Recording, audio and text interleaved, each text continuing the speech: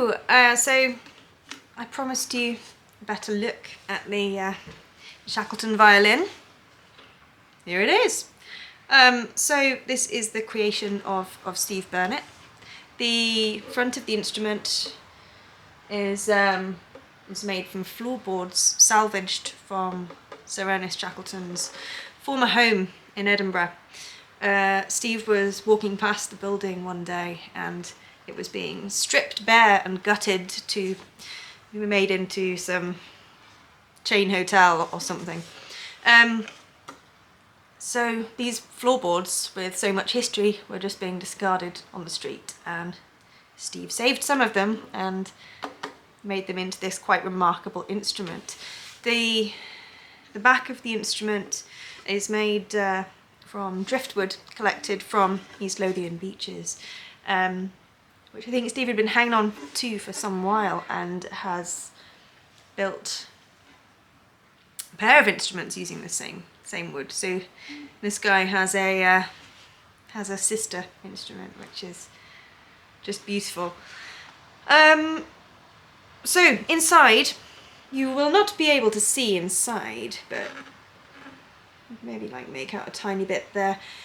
There's a lot of writing. There's a lot of info inside this beautiful time capsule of an instrument. So inside, this is a dedication to the crew of the Endurance expedition. So there's all 28 names of all 28 crew members who were remarkably brought back safely by Shackleton on the Endurance expedition, which was so ill-fated. Also inside there is a poem to celebrate the centenary of Sir Ernest Shackleton's expedition. Oratory by Mel McMahon. Here we go.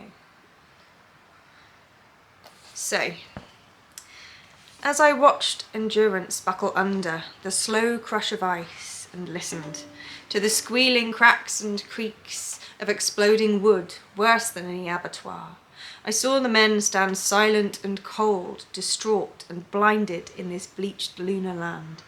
And also I recalled days at the beach in Scotland, watching waves ripple and unfurl, glazing the sand before their retreat.